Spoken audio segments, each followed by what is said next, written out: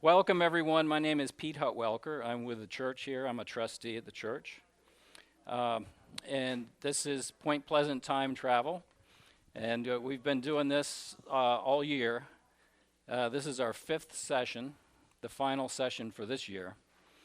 And before we get started, I'd like to introduce you to our pastor, Jonathan Kraus. Yeah, that's you.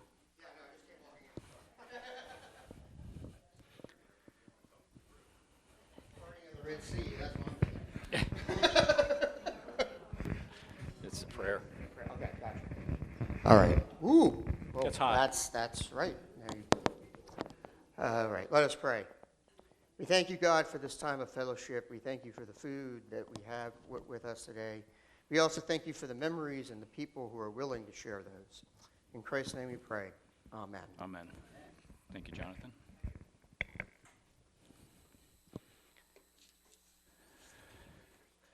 So before we get started, just a few things.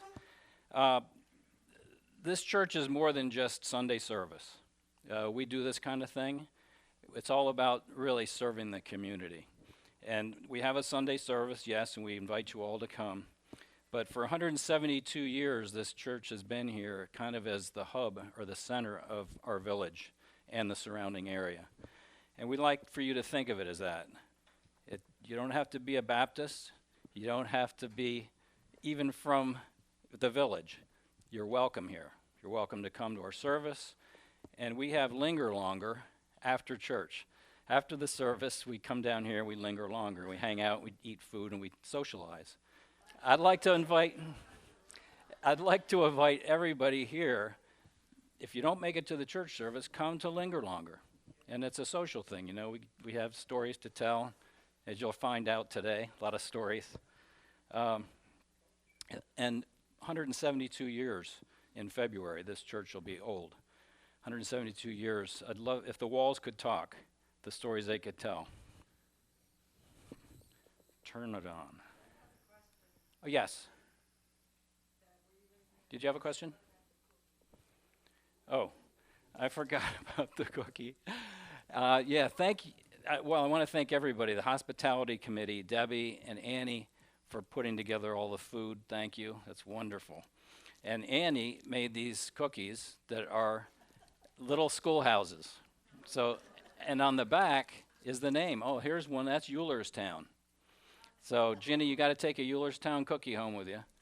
And you can eat it or you can save it for your children, your grandchildren. Thank you, Annie. Hang it on the Christmas tree. Good idea. But put some shellac on it first.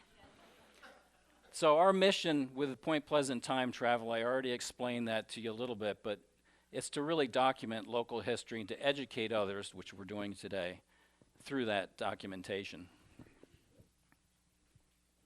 So this is one-room schoolhouses, history and experiences, Session-5. Featuring local historians and students, people that went to the one-room schoolhouses. And I got to tell you, when I started to do the research on this, it's a huge, broad subject.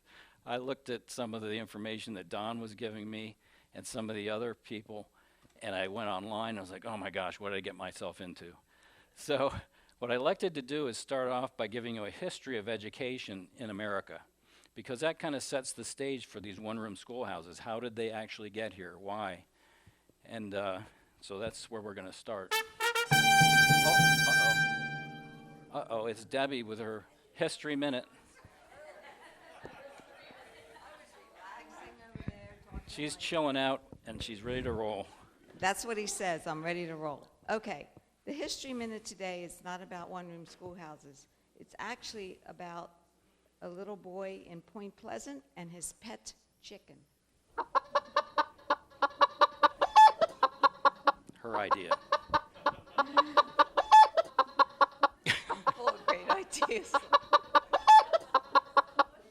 She's going to explain it. It'll be done in a second. It's a big chicken.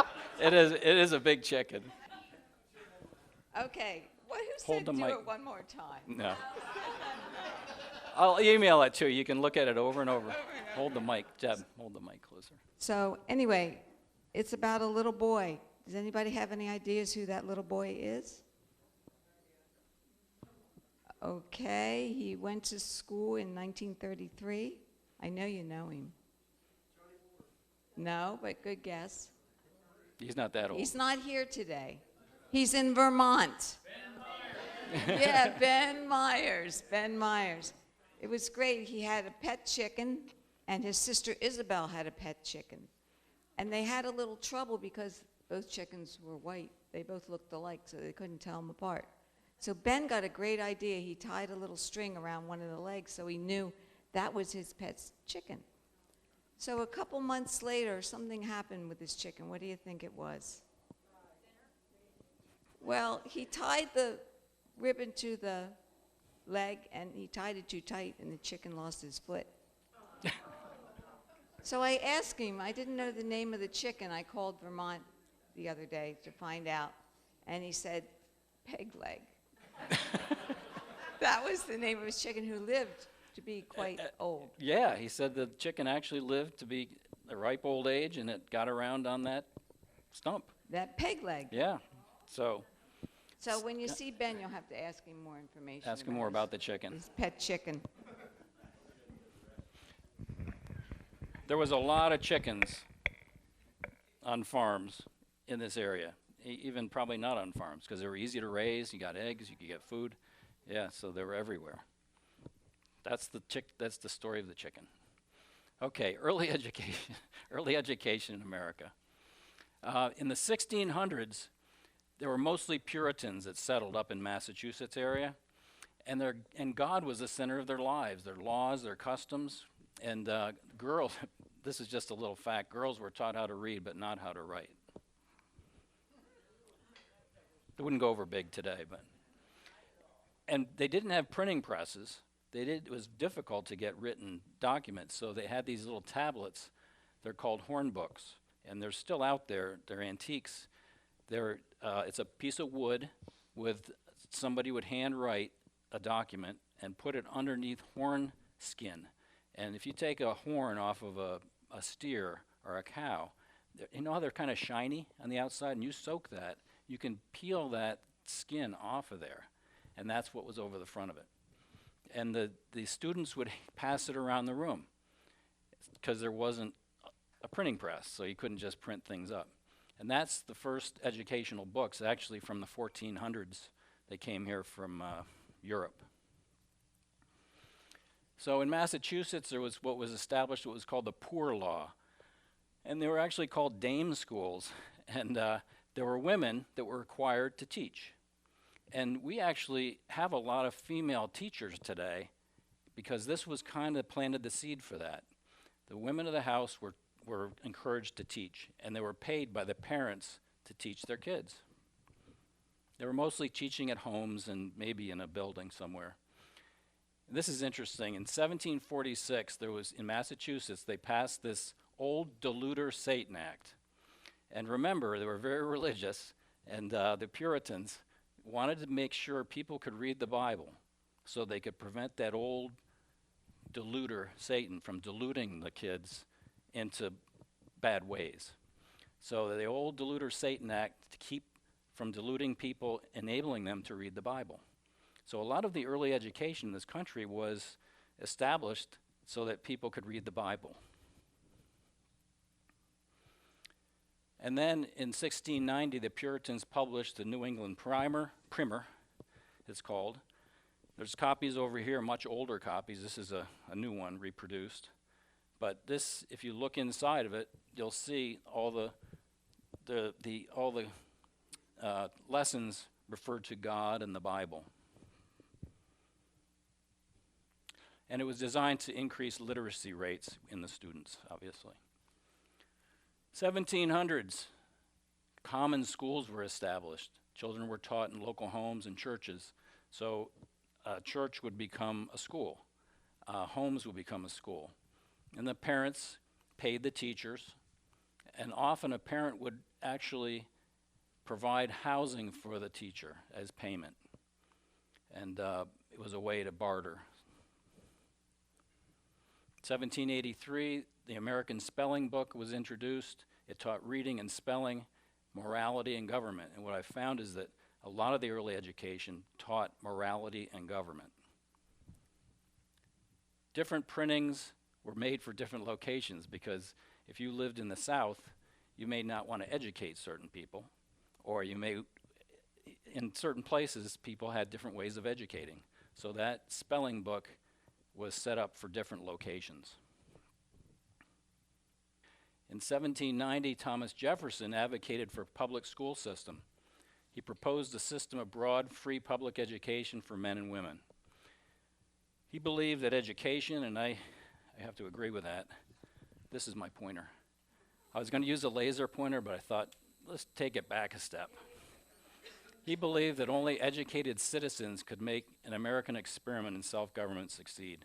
And how true that is. If we're not educated and we can't make educated decisions on who we elect and how we run government, we're in trouble.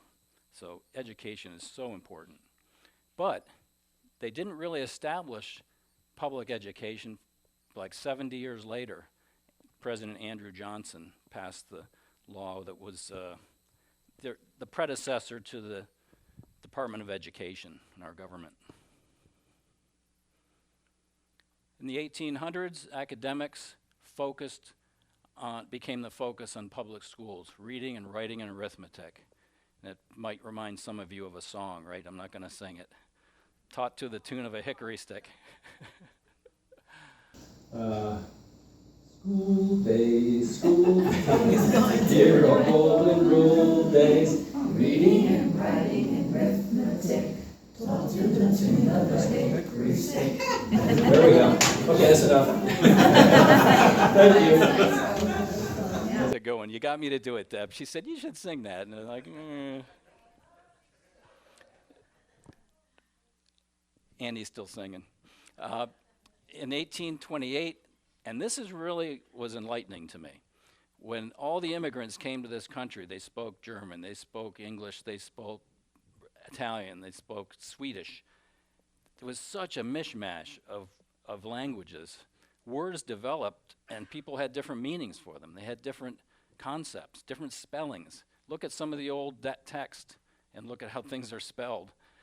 Webster came out with a dictionary in 1828 that really set a standard for people to follow on using English as the primary language and having these words common to everybody.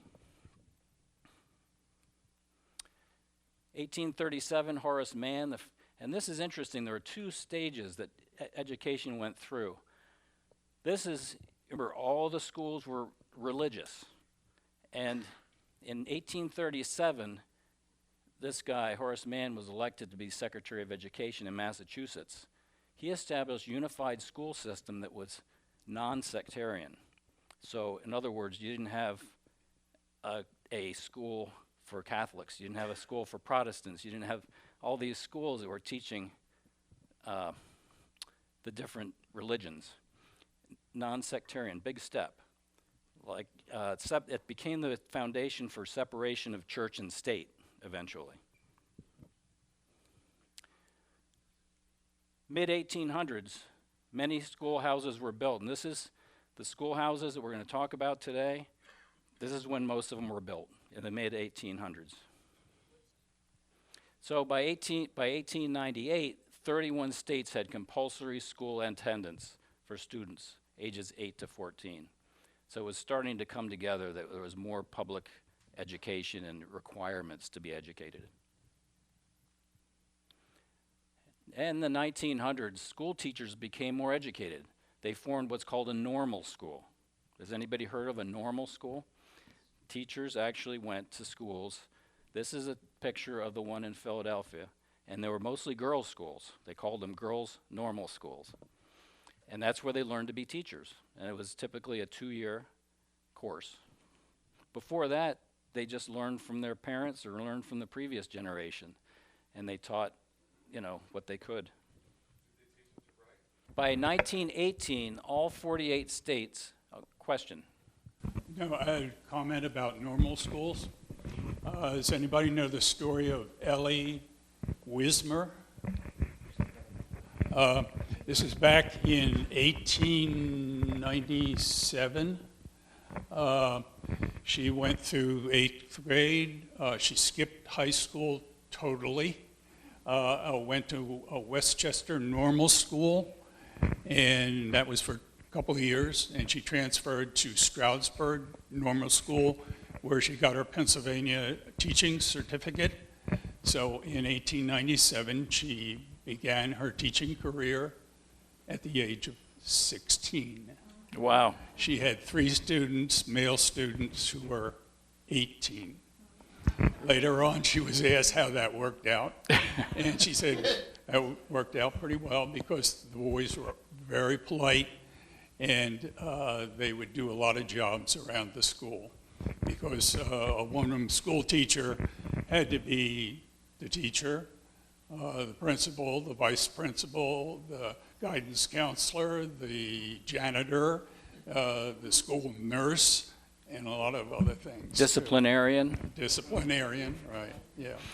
And by the way, I went to Smith School in the 1950s, and that was a subscription school, and each child had to bring 3 cents a day to pay the teacher. Interesting. Thank you. Very interesting. I Yes. went to Kutztown, and that was considered a normal school for teaching to the extent where they actually had, and it's still there, I think, the one-room schoolhouse on the property, because the rumor was you learned there and then you ended up there. So it was kind of like, also that's how some people say student teaching got started, because they had a one-room schoolhouse right on the property, so they just moved the teachers back and forth. over Interesting. there. Yeah. Thanks, Jonathan. In 1930s, John Dewey influenced the pragmatic movement, and this is another big step that it took.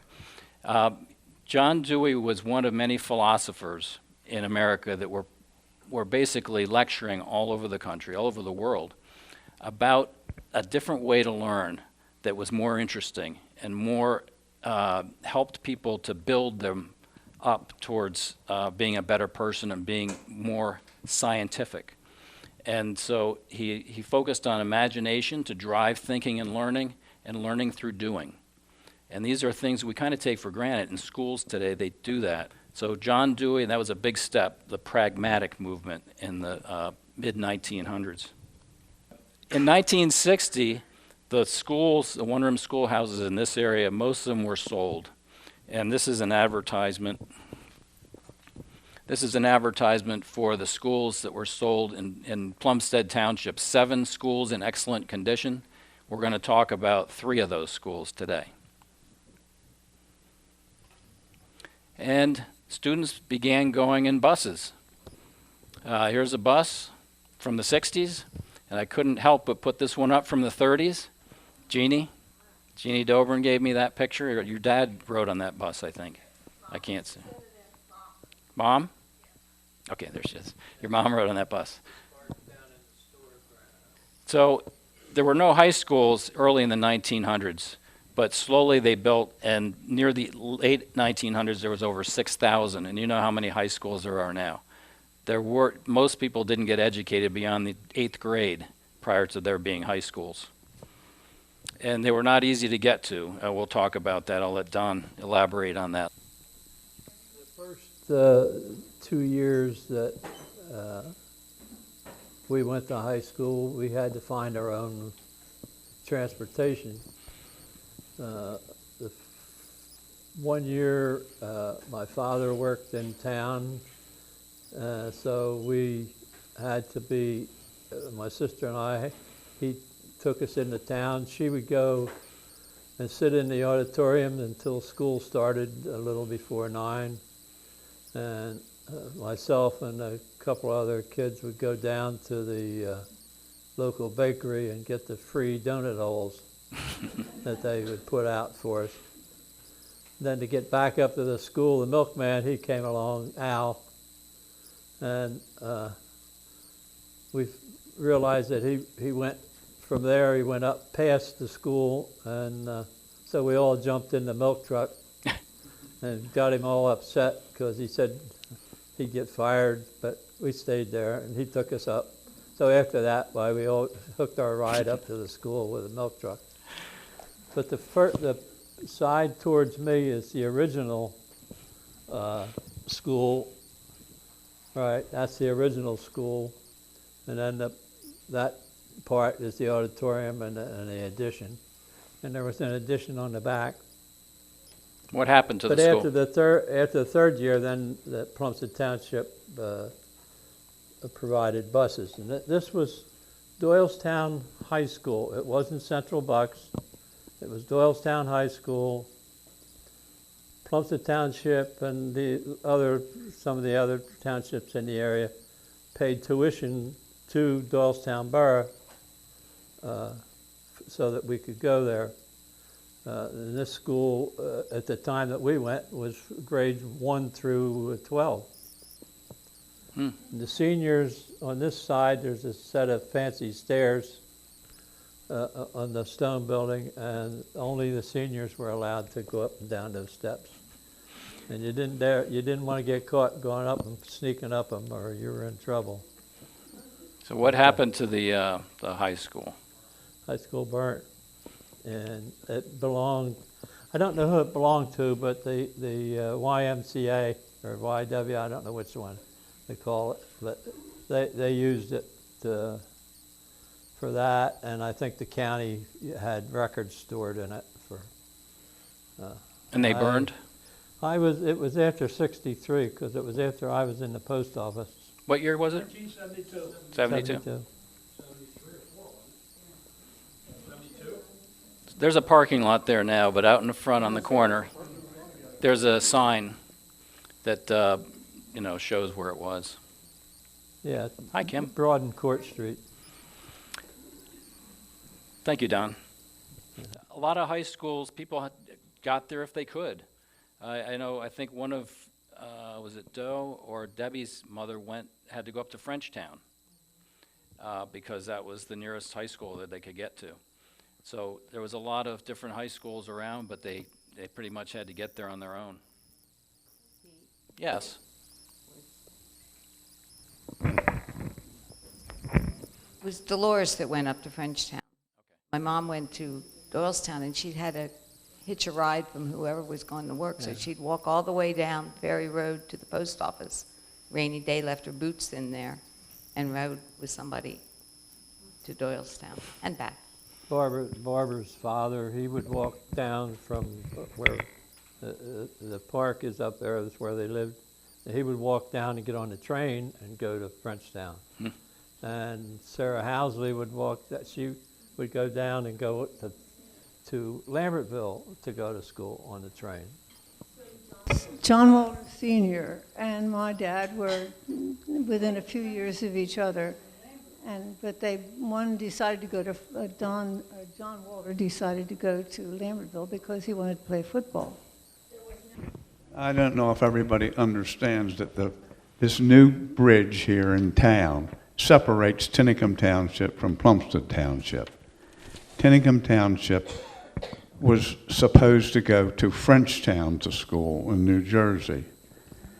So our parents took turns hauling kids up and taking them over, and eventually they got a school bus to go up and go over to take us over. But that's how it was separated. My mom was born and raised at the bridge, and so she was in Tinicum Township, but she went to Doylestown High School. So I don't know what went on there. Well, Those of you that don't know, Well, Jeannie's mom and your grandfather your grandfather, right, was the toll keeper on the Point Pleasant Bridge that used to be there, that was washed out in the '55 flood. Okay. So, thank you everybody for your input. There'll be more time for that. So we're going to start talking about some of the schoolhouses now. And Plumstead Township had 12 schoolhouses. And here's where they were located. We're going to talk today about Tohickon Hill. And Tohickon Hill is up on the hill, Tohickon Hill Road, right at the very top on the corner of Tollgate, or on the corner of Tohickon Hill and State Park Road. Yep. And River Hill, and River Hill is over on Old Ferry Road. Not quite the old Ferry Road, but Right. Ferry Road. Ferry Road. And the other one is what's called Prospect Corner, and that's where Don went. That's on Tollgate, Yeah. between the loop there at Sladdick Road.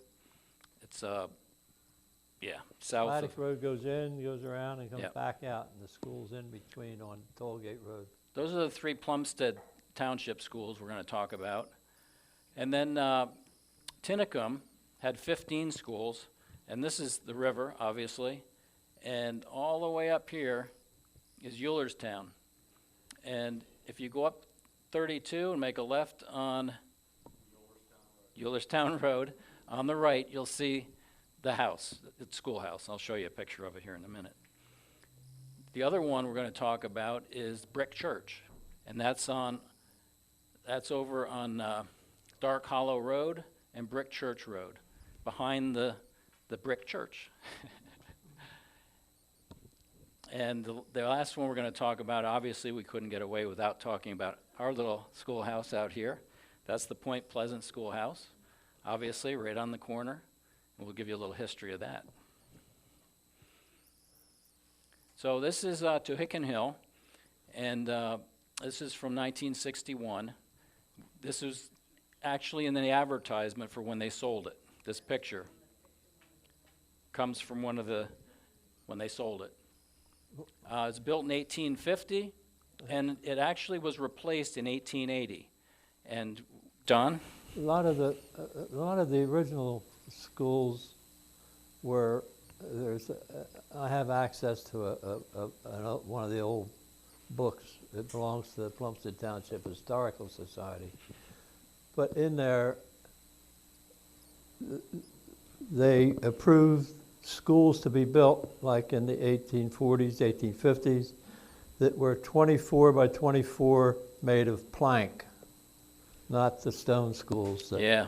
And this school was built in 1880 from an original school building that still called Tohickon Hill School. Yeah. But So this is up at the top of the hill. It's still there, and we'll show you a picture of it here in a second. But like Don said, the old school was either demolished because it was hard to use anymore, or it burned down. I heard a story from someone that it burned, but they might have burned it down in order to replace it. So Don he's on the Plumstead Township History Group. He's part of the History Committee, Plumstead Township, and he has access to some of the old records. And one of the books he has is the original book for the school directors. School directors. And it's from 1838. 1831. 1831. They started to really keep records in 1838. And they talk about, let's build a school here. Let's build a school there, and you can But they go. don't say what crossroad. Yeah, they just say or we're going to where. build a school. They just say they contracted to have a school built, and Mr. Smith sold them a half an acre of ground for $15.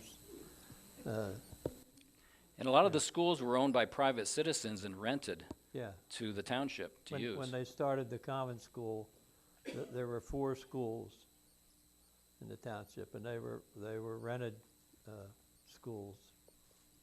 So this was sold in 1961, and here's a picture of a group standing in front of it in 1915. And do we recognize anybody in that picture? Yeah. It's kind of hard to see. That's Yeah, pretty the girl, old. The girl on this side, all the way on this side in the back, is Dorothy Cooper. Okay. This one's a little who easier to lived- see. Who lived in the house right behind the church there. Do we know that person? Isn't Barbara in this picture? This is Barbara. That's you? Very nice. You what? You broke your arm? Okay. It's another picture, 1946. Do we recognize anybody in that picture? Rosemary Clinton, Debbie's cousin. Is that her? Think so. Is Lanny in this picture? Get out of town. Which one's you? There's Lanny. Yeah, Very good. Dick Holler. Yeah. And there's Debbie.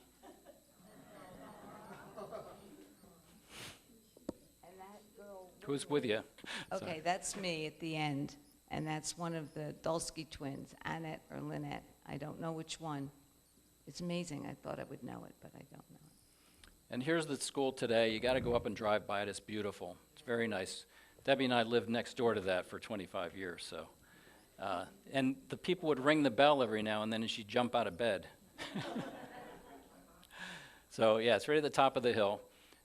Anybody have a story they want to share on Tohickon Hill? Debbie? I think you do. I won't take too long. I think I can hold this. I know there's some of my classmates here today from the schoolhouse. Do you remember this book we had to read? Ted and Sally? See, who's here? Where's Craig? Craig's back there. Craig Gary? Seidel. Yeah, Gary Wolfinger. Gary, you went there as well? Yes, he did. Yep. Anybody else here? Jimmy, but he didn't go to, He went to Southwestern. yeah, he went to Southwestern. So anyway, I do have a little story about my relatives. Since I lived walking distance from the school, my grandmother, Catherine, went to school there in first grade in 1892, and she finished all 8 grades. But I want to ask everybody here, how many of you are left-handed?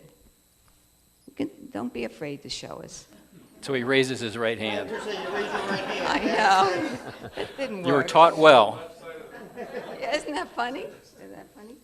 So my grandmother was too, but she actually, it caused her a lot of anxiety for the 8 years she was there in school, because what they did to her, because she was left-handed.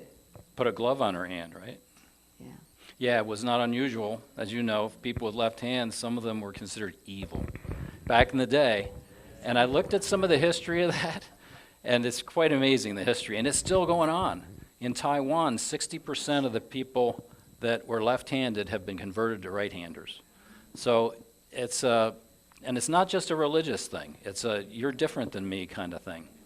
So yeah, it's pretty interesting. So in 1927, my father went to first grade at Tohickon Hills School, and he was left-handed also, but they never put a glove on his hand, and maybe because his mother had it on, she wouldn't let him do it. So I don't know if they were using that or not. His school teacher was Mrs. Hinkle. Who had Mrs. Hinkle here? Yeah. Okay, you had her at Plumsteadville. Well, she actually boarded at the farm where my dad grew up, and we talked about that earlier, where Yeah. school teachers would rent a room from one of their students. And it was the first year of school, and my dad got his report card. Now remember, she lived at his house and ate meals with him. She flunked him. Flunked first grade. So then in 1960, I started at Tohickon Hills School. 59. Well, 5960, okay? Get technical. Yeah. So I went there for first grade, and then second grade, as Pete talked about, the schools were all auctioned off, and we went to the new elementary school, which was called Plumstead Elementary, which was later changed to Gaiman Elementary. And I have some memories from there. My dad was my bus driver. That was kind of cool to get on the bus. I didn't have a very long ride. And my grandfather lived right next to the school, so he made a little plank bridge over the ditch so I could walk over to their house and have lunch sometime. But the one memory I remember, I wasn't a very good girl, but I'll share it. And I don't know if you remember this, Craig. Gary said he didn't remember. Well, the school nurse would come once a year to get our weights and our measurements and put it in the books, I guess. And it was my turn to get up on the scale. And the teacher said, "Debbie, get up on the scale." I said, "No, I won't." "Why?" "I just won't get up on that scale." So she tried it again. I said, no, I won't. And I kicked her. And I kicked her really hard. And I heard the story was that my mom knew about it before I got home from school because the teacher called her. And they said that they were laughing so hard, they were trying to keep it from the students. You remember that, Craig? Oh, no. Oh, no. Anyway, you want to Very good, Debbie. Thank you. Anyone else have a story they want to tell about Tohickon Hill, an experience? I went there for the first 3 grades. Oh, good. I went there for the first 3 grades, and after the 3rd grade is when Plumstead Township became consolidated, and that's when they took and broke up all schools and made them into 2 grades in each school. So from Tohickon Hill, I went to a school which is called Dyerstown, which is out here on Old 611, south of Danborough, going down toward the Water Wheel Inn. Yeah. It's on the right-hand side. Today's a private home. Yep. From there, I moved to Gardenville, which is out here on Point Pleasant Pike, just west of 413. That would have been, Dyer's Hill would have been 3rd and 4th grade, but I went in there as 4th grade because I already had 3rd grade in Tohickon Hill. So then from there, I moved to Gardenville, which was 5th and 6th grade. And then 5th and 6th grade, I moved to what they called Southwestern, which is out here on Gaiman Road. Yep. Cross over 611, you get to Gaiman Road and go down there on the right-hand side. And that was 7th and 8th grade. And I was the last 8th grade graduation class out of Plumstead Township, which would have been Southwestern and Valley Park. And they combined the 2 schools together for graduation, and that's the graduation picture laying there on the table. Yeah, there's quite an evolution. I mean, you people that were involved with these one-room schoolhouses, that they were closing them, moving them around. You'd go here, you'd go there. It's really amazing in the last 100 years how school has evolved in this country. I did an interview with Ben Myers, and he's going to talk a little bit about it, so I'll let him talk. Ben Myers, and he's a longtime resident of Point Pleasant area, lives up on Shad Lane. How old are you, Ben? Afraid I'm 94, 94 years old. So that means you were born in what year? 28. What was your first school that you went to? I went to school 1st grade in Trenton, New Jersey. Where did you go to school for your 2nd grade? Tohickon Hill. Who was your teacher? Do you remember? I sure do. Helen Walters Lord. She's a darn good teacher, and she understood our adventurous behaviors. How many kids were in your class? Can you recall the 2nd grade? I had between 2 and 3 students in my class for the entire time that I was there. Was the room filled? We had never more than 18 or 20 as far as I can remember. We got to school the best way we could. I went either walked or rode my bicycle when I got older. What was one of your jobs that you did there at the school? The only jobs I ever had was over the weekend in cold weather. Mrs. Lord would pay one of the boys to keep the fire going so we wouldn't freeze on Monday. We burned wood in the fall and spring and coal in the winter. Were you ever cold? No, never No. noticed it. If we were, we dressed for it. We had 2 outhouses, one for the males and one for the females. And Mrs. Lord, was she your teacher for that whole time? Yes, she was. So she taught 2nd through 8th grade. Yes. What about drinking water? How did you get water to drink or wash up or anything like that? We got water from a neighbor with a bucket.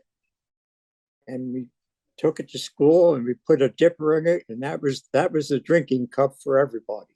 We all drank out of the same dipper. We had a bin for coal and for wood storage. And then the rest of the basement was just a crawl space in back of a 3/4 wall that you could climb over. And unfortunately, the boys once in a while used to go back under the school and smoke. And of course, I had to be included. On Fridays, two of the older boys would be sent down to the library to exchange books and pick up new ones. I don't recall what they were for, but it was for Mrs. Lord for teaching. And it usually took us a lot longer to get home than we were supposed to. You quite frequently would go to one of our neighbors' properties for recreation, and we went to Nonamaker's to cut a Christmas tree every year. At lunch hour, we always, in the wintertime, it was much colder, and we would slide on the ice at the yachts. They had a little stream that went through the back of their property, and we'd slide on that. And John Muller fell through the ice and got soaked. And Mrs. Lord made him go back in the corner of school, strip to his underwear, and hang his clothes on the heater until they dried. He was sort of embarrassed. In warm spring weather, we used to run down to Hicken, take a dip in the cold water. One time, Mrs. Lord was sitting on the rock up in the woods watching us, and we didn't know it. We were also able to sled onto Hicken Hill, mainly because it wasn't paved, and they used few cinders and very little plowing until it was paved in the late 30s. And about the time that the lunch time with bell would ring, we'd go for another ride, and then we'd get to school late. I guess you have to say it's a miracle that nobody ever got injured very badly, and the teacher and the parents had a good rapport. Everything worked out well. Nobody gave each other the devil or anything. I have to say that I feel that I had a very good education, and I wouldn't give it up for anything. That's Ben Myers. And so, again, what you went through, if you were in one of these one-room schoolhouses, was unique. And it can't happen again, although we'd like to think maybe it would be nice to have our kids in a little friendly school on the corner. The population is just too big to manage that. So it was a real experience that you had. Jim, could you open the door, please? Thanks.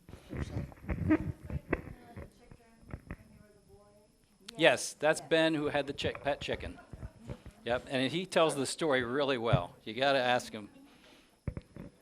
So I'm way too young to have gone to a schoolhouse, but when I was young, I was tutored by Mrs. Lord. Oh. That was my dad's aunt, and a year ago, my wife and I bought Mrs. Lord's house. Wow. So that's where we live now. Nice. Up here on Cafferty Road. Wow. My memory at Hicken Hill was only for 1 year. And because then I lived in Tinicum Township, but and Mrs. Lord lived right up the road from me.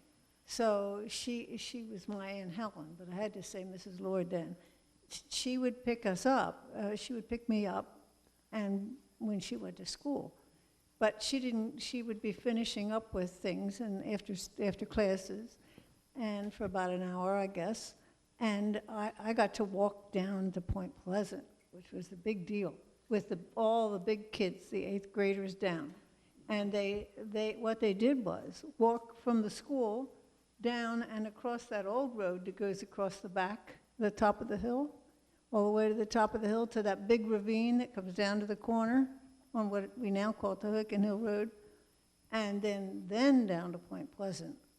And that was really fun on those big rocks, and lots of times there'd be water, and it was a mess till you got home. But we would go down to the store then, which was another big deal. Except I was only a first grader, but sure enough, one of the big bad boys in 8th grade, asked me if I wouldn't like to go on a trip. And I said, oh, sure. And over I went. I mean, they tripped me over and over. As old as the hills, and I'm still that dumb. Thanks, Barb. I remember that trick. they'd say, did you have a nice trip? You want to go on a trip? Knock them over and say, see you next fall. I never did it to anybody. But. This is a picture of River Hill School, and what's interesting about this is you can see where the second story was added at some point. Built in 1839, and we found through your records that it was purchased by the township in 1856. Right. Prior to that, it was privately owned and rented, and in fact, this church began at River Hill School in 1847. It was, or 46. So it wasn't this building that the church started in. Right. It started in River Hill School, and then eventually they moved down to the little schoolhouse, and then they built the church. This is a picture of the girls holding the flag. Do you know who that is, Barb? Any of those? No. And so there's a little story. Debbie, you want to share that story? Here comes the mic. No, I'm John. John. My mother told a story about how Point Pleasant, when she was a girl, was a vacation town, party town. And on Labor Day weekend, people would come and swim on the aqueduct, and it was busy, busy, busy with people. So the next day when she was in school at River Hill, they heard this big crash noise. They didn't know what it was. The aqueduct collapsed. Nobody got hurt. There wasn't anybody on it. Everyone was back at home and back at school. But you can imagine what it might have been if it would have collapsed with all those people. Thank you, Debbie. Here's a picture of Dick and Bob Wood. They lived on the hill, and of course that's River Hill School, and they climbed the flagpole. This is the school today, and it's owned by Kate. I don't remember. Katie. It's up. If you go up Ferry Road on the right, you'll see it. She's done an awesome job at restoring it. It was owned before her by Val Zigstead. Val Zigstead for many years. Stained glass artist. Yep. Can you repeat My that? brother George Wiley was 10 years older. He took me there the last day they had school for a little party. Oh, the last day of school. Do you remember what the date was? No, that's why I don't remember. Yeah. But Apparently, it was it had to be in the 1946. 40s. Yeah. Right. Early 40s, Well, probably 41. yeah, because my school closed in 47 or 48, and River Hill closed before that, because a couple of the kids came up, LV, and a couple came up to our school and finished. Prospect Corner. This is Don's school. That's out on Tollgate. It was built in 1851. It closed in 1947. That's the teacher there, Mrs. Agnes Foster. Mrs. Agnes Foster. And she's also in this picture, I believe. That's 1926. Right here, I think. That's 26? Yeah. 21? 21. Well, we debated about whether you can't read it really, but This is an interesting one here. You want to explain that, Don? that picture is we're not really exactly sure what year it was, 43, 44, 45.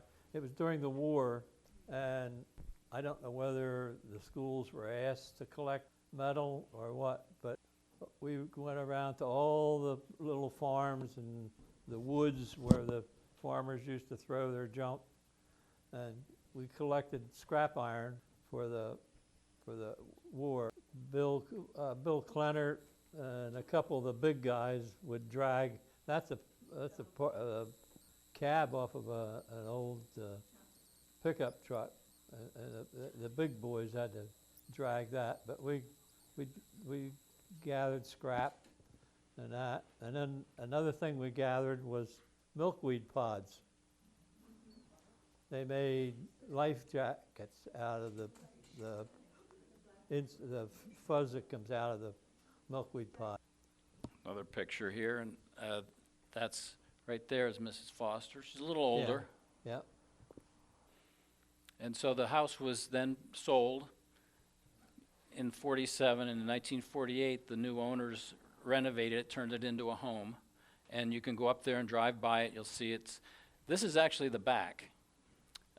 So I took a picture of it today, and it's kind of strange. You really need to see that photo to realize how they fixed it up.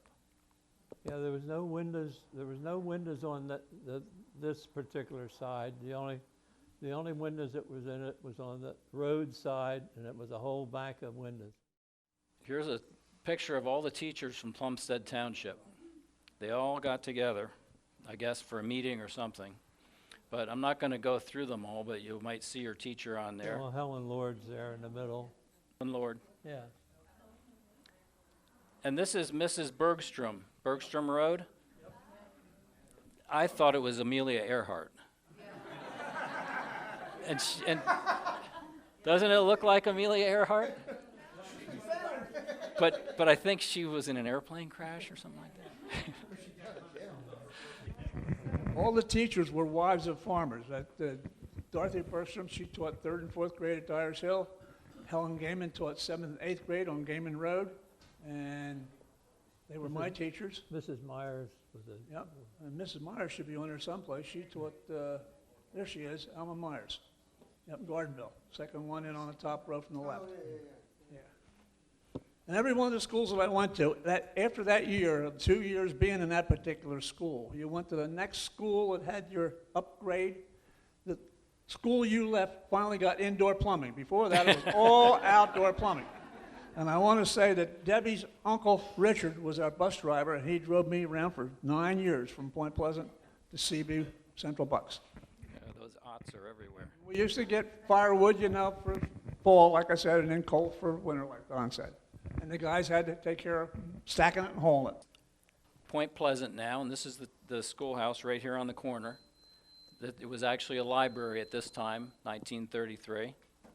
Built in 1850 from 115 original donors. We actually have some history on this. These people all got together, and that's what happened. Enough people in the area wanted a school, they would get together, and they would donate money to build, and they built this building, and then they became trustees of the building, and they rented it out to the township. Well, They actually... Not that, they just used it as a school, and the students paid the teacher. Paid the teacher at that time, yeah. And originally it was named a seminary and schoolhouse. Yeah. And the church met there. The early church founders met in there. But in 1870 it was purchased by the Tromners. They owned the Stover Mansion right next door here at the time. And then at that time the teacher was Mary Walter. Mary Ingram Walter was she was Mary Ingram when she taught there. She went to Westchester Normal School, and she moved to Point Pleasant, and my great-great-grandfather, John Detweiler Walter, was the superintendent for this district here. And they boarded her in the house that I live in across the street. That's been in our family. And they had a young doctor as a son, and she married him. Dr. Cooper? No, Dr. Walter. Dr. Walter. John Willis Walter. And they had 2 children. One was Aunt Helen Lord. So Mary Ingram married Dr. Walter in Point Pleasant.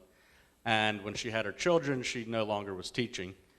And then after her children were raised, she then taught at the River Hill School. Wow. Thanks, Buck. And eventually the students moved to Concord School in 1918. And that is where, Don, Concord School? Concord's at Torrey Road and Municipal Road. Oh, right, if you go up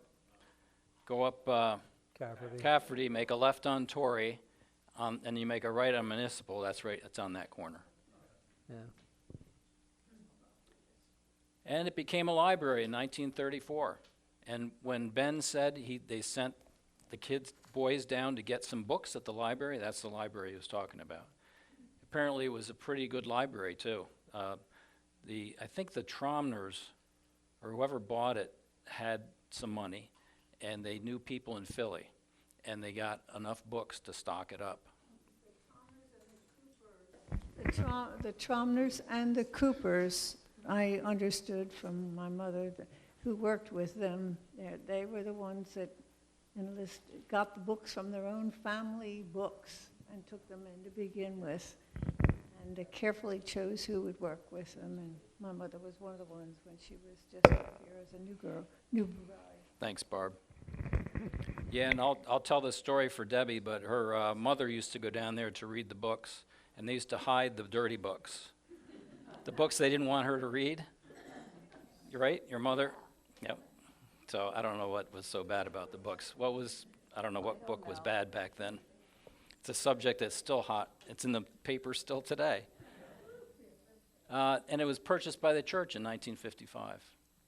And so it remains property of the church. We have our Christian education over there, Sunday school, and we've done some renovation on the outside. We're hoping maybe eventually to do the inside. We're going to replace the steps.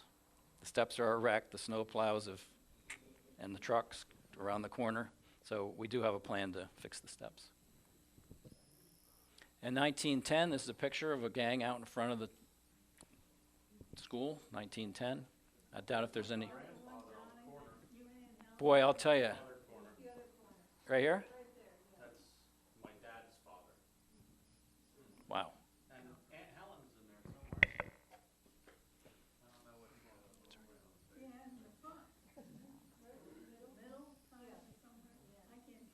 There's another one from the 20s.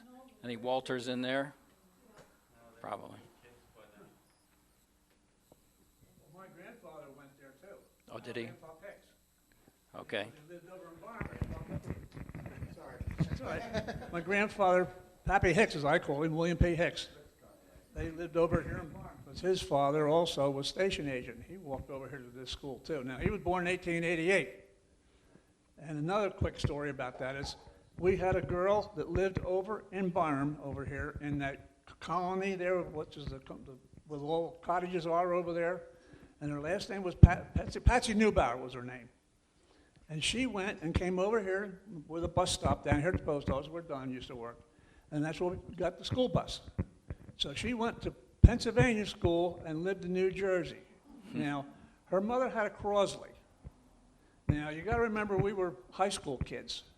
And when she came over to pick her daughter up, after the daughter got in the car, all the boys got a hold of the rear bumper and lifted it up off the ground so the wheels would spin. They couldn't take her home.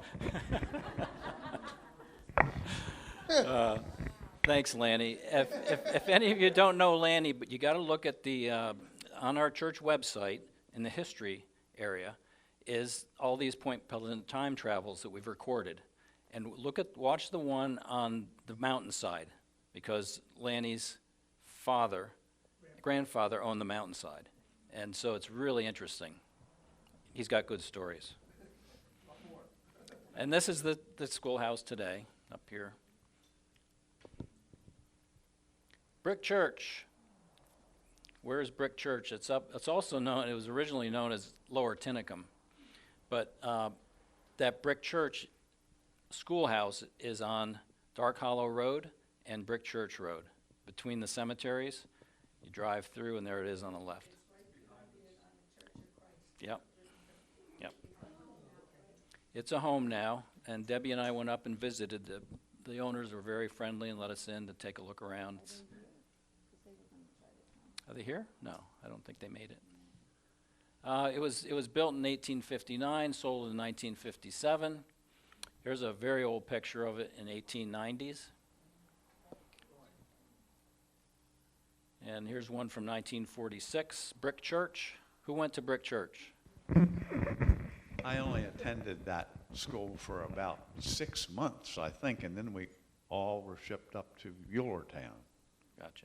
But yeah, I think same with you, Bill. You started at Brick Church and went to Eulerstown? The one interesting thing about Brick Church with me is I went there for the full year in 3rd grade, and Mrs. Schaefer, who's Charlie Schaefer's mother, was our teacher at the time. So, but I only went there for 1 year. What's interesting up there on the back wall, and the lady that owns it took us back there, all the kids carved their names and their initials in the back wall, and they painted over it, but they tried to keep it so you could still read it. So, but that was, Bill doesn't remember, you don't remember doing that. Again, I'm fairly young, but I went to kindergarten in what is now the Brick Church, in front of it. Oh. And then went to Tinicum School in 1st grade, and I had Mrs. Schaefer as a 2nd grade teacher. Wow, how about that? This is the outhouse. It's still there. This is the ladies' outhouse. And there's a book, a red book right there on the end. If you could hold that up, Jonathan. Tinicum was very good at collecting information on the history of the one-room schoolhouses. There was a gal named Lynn Greening, and she was on their history committee, and they put together a book for most of the one-room schoolhouses. And this is the one for Brick Church. The owners gave us this copy. And it's just fascinating, but apparently there's a story that a bull got loose in the neighborhood, and it came around by the outhouse, and somebody hid in the outhouse, but all the kids went in the church, or in the school, and they couldn't leave until the farmer came, and they had pitchforks, and they were able to get the cow under, the bull under control. This is what it looks like now. It's not the greatest picture. This is a picture of Eulerstown.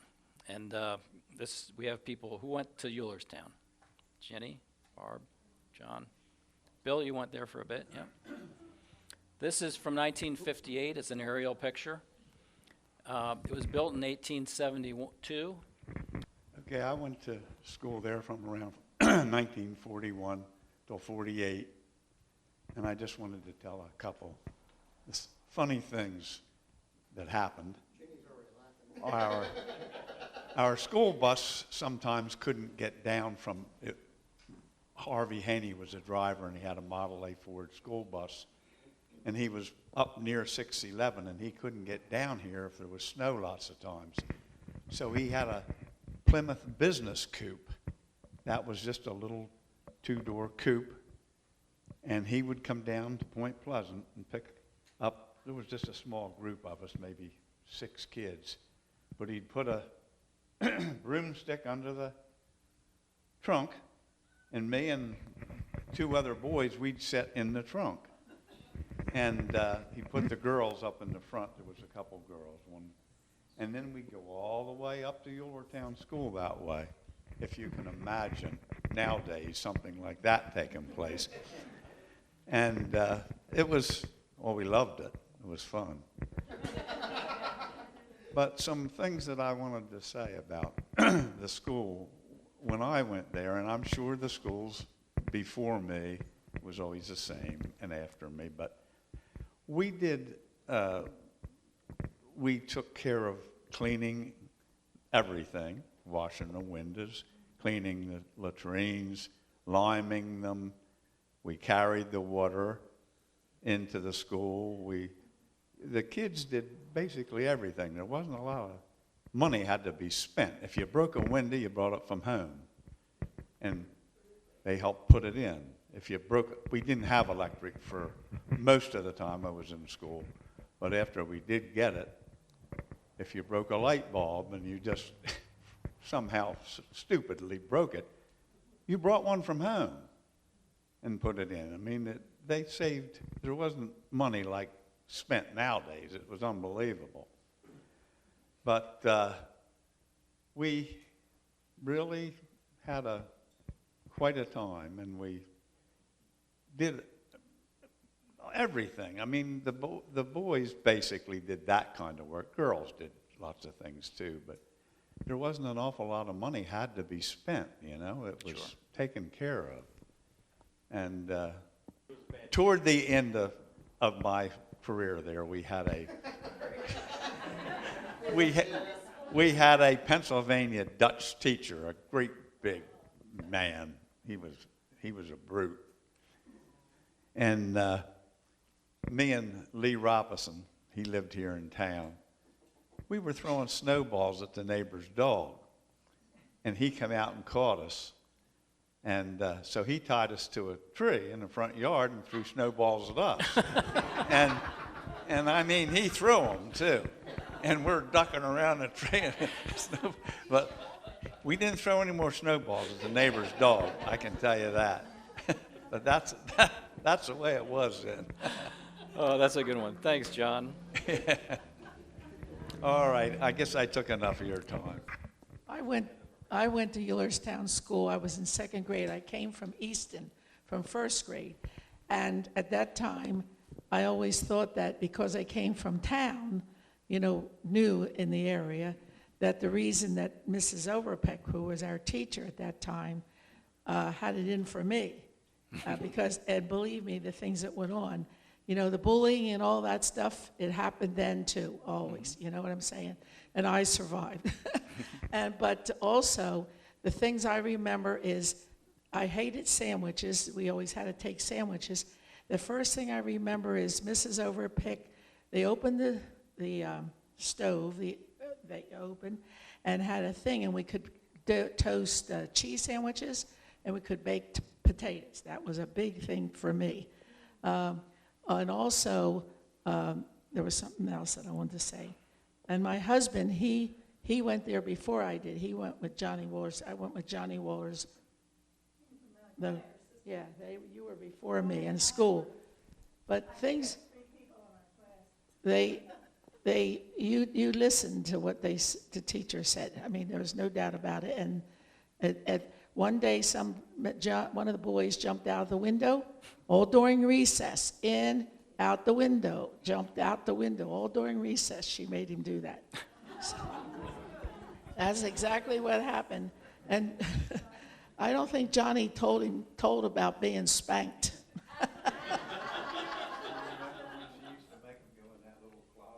Yep.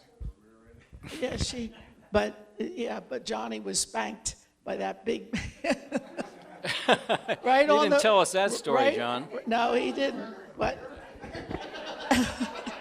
in front of everybody on the stage. Oh, are you serious? Whacked me over the rear end so hard, he had a hand like a ham. And I wasn't on the car. Hey, microphone. I was burning up, believe me. Oh my gosh, that's a great story. And here is Jenny right here. That's Jenny right there. And who's next to you? This is Barbara. And Johnny's in the middle there somewhere. There he is.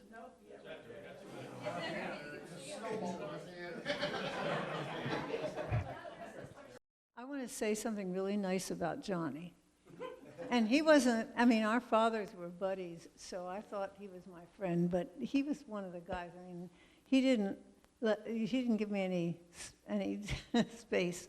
But anyway, this one day we took a hike. We took hikes. That was one of the things. We had art classes and hikes out on the towpath. We did, you know, but we walked, if you've ever been up that way, and walked along the road that goes along the canal, all the way up to the next road that goes up over the hill, we used to take that walk, and we were going up over the hill, and the teacher gave us free rein to go down over the hill in those ravines, all the way, you know, through and meet at the top. And we just spread out like a bunch of chickens. And when one of the times I was trying to keep up with everybody else, I fell over a piece of barbed wire, and it cut me across the knee, and bled, and John came to my rescue. Oh. He thought he was a doctor, and he put it. I had what we called pigtails, braids, you know, and a ribbon on the end of each one, and he took the ribbon and made a tourniquet, and I thought he saved my life. But my legs started to turn blue. Fortunately, you didn't end up like that chicken. I didn't even know that until I got back to school and the teacher Wonderful. figured it out. But. Thanks, Barb. Thank you. So this is what school looks like now. It's very nice. And if you go online and you Google Brick Church Schoolhouse, you'll see an ad for when they were trying to sell it, and you can do a virtual tour inside.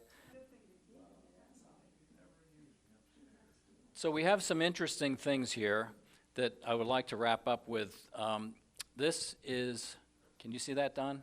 Yeah, You want to explain that? it's my parents' school taxes, and I can't read how much it was. $1. $1. 1917. And when I showed this to Ben during his interview, he said, "That's my grandfather, Reuben Myers." Didn't know he was a tax collector. My great-grandfather was the first Plumstead Township tax collector for school taxes. Yeah, and your dad was a tax collector, Debbie's dad. Yeah. This is a report card. From Prospect Corner. Prospect Corner It's report actually my card. sister's That's her report card. sister's, I wouldn't Alberta. show mine. And we had to check this one out, too, to make sure there are no Fs in there. Yeah. But it's all pretty good. Yeah, It's not unlike the report cards of today, I guess, except they're probably emailed. I got a matching story from when I was in school about the ice breaking, and the older kids, there was a ditch in back of the school, and they made a little dam, so it was maybe 10 by 10 or something. We used to jump across it and all that, and in the wintertime there was ice on it, and I don't know whether we were jumping on it or whether we were running on it, but anyhow, I fell in, got soaking wet, and had to go into the school. Mrs. Foster, she stripped me right down to my underwear, sit me in front of the stove, put her great big old coat over top of me. She made all the kids go out of the school outside. Then she called them all in, and Sophie Demuse, bless her soul, she come skipping in, and as she went by me, she just took Mrs. Foster's coat and threw it. There I sat.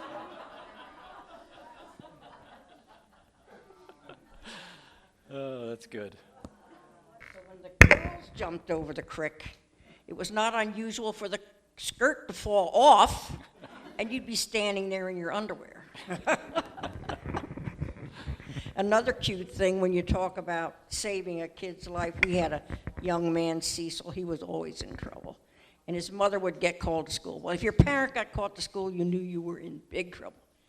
So we would shove him under the fence, because there was a wire fence, and the neighbors had chickens. We'd shove him under the chicken house, and he'd lay there till his mother left. So he didn't get the beating there in front of everybody. But when he got out from under the chicken house, he was covered with chicken lice. But we saved his life. Yeah, we did.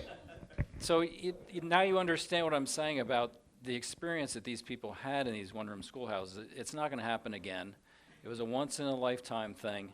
And, when I was interviewing Ben, he said, "Oh, it's not like it is today, but we're educating millions of people today." Back then, there were 3 in a class. It was a little farm community. So it was just a different period in time. Ginny? About the card, when they did the report card, the teacher, but they always had a comment at the bottom. And on my comment was, Virginia would be a wonderful student if she kept quiet and stayed in her seat. Everyone. And then I'd go home, of course, when you got home. You got it, that report card. Yeah, no foolishness, yep. And then I had always in the corner with dunce cap on. And I'd look at my friend who was in the corner, and she'd laugh, and then we'd have to stay an extra day. And Jenny, as a member of the church, and knowing you, I believe that. Okay. Anybody recognize that little activity? It's the Maypole. And I don't know where that is. Rocky Ridge. Rocky Ridge School? That, Mrs. Foster, when I graduated in '47, the school, Prospect Corner closed prior to all the other schools that are on that plate. And she went to Rocky Ridge and taught first and second grade there. Rocky Ridge is on Ferry Road, just before it merges with Point Pleasant Pike. If you're going It's a house now. town. Not beautiful. Yep. They fixed it up beautiful. This, I had to put this picture up. I don't know what it is, where it is, but look at the kids in their bare feet. Ridge, what Generation Ridge boys, I don't know. But it was given to me by Mrs. Ridge. Okay. And notice they have no shoes, Yep. a lot of them. Hi, Pete here. Thank you for joining us today and for watching this video. Thank you to everyone who helped put the program together, and also for those who came to tell their stories. And we hope to be doing more of this maybe next year. If you're interested, please get in touch with us. You can go to our website, ppbaptist.org. You can email us at info@ppbaptist.org. Also, thank you to the church and for everyone who has kept this church going for the last 172 years. And you're all welcome to come and join us at any time. We're very welcoming to everyone. And again, thank you for coming. God bless.